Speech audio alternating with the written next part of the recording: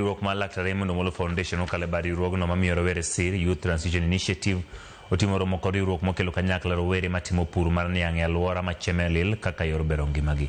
Kan loso gi jofwambo, director mochung'ne rawere riwruog Raymond Omolo jiwo jomatindo mondo bed gi chenro mong'ith mag kungo gino malero ni biro konyogi kinde mabiro kendo miyo gi thuolo mar kawo hola kowuok kuom piny owacho kaachiel gi bengi ma ji giwegi. Romo ne biro e kinde machuok tok jagoro mong'ere migawo mar rito Raymond Omolo ne bedo gi romo gi rowere 35 mawuok e wards duto e kaunti ma Kisumu. So kanise sebo 1015 hawa sa 14. Gima mobiro timo kama empowerment ma waneno ka sirikal Dr. William Samoei Ruto osebedo ka timo kuonde mopogore e Kenya waka, kidhi North Eastern, kidhi Central West osebedo ka gitimo.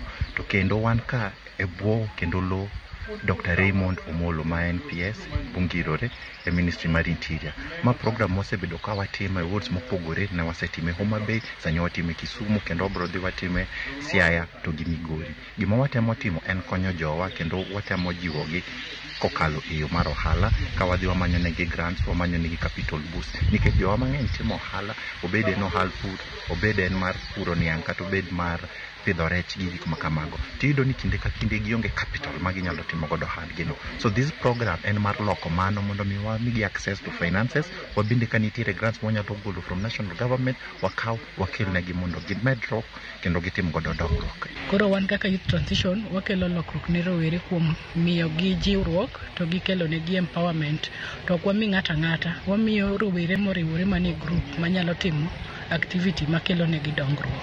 Koro we encourage youth mondo bede riwruok mondo giyud pesa ni koa e sirikal kata lwedo jok manyalo sponsor gi mondo gidongre kimaisha, mondo giriwre e paro magigo mbaka kaka ginyalo yiero be future leaders gi mabeyo. Koro ka luwre gi program mar agenda mar President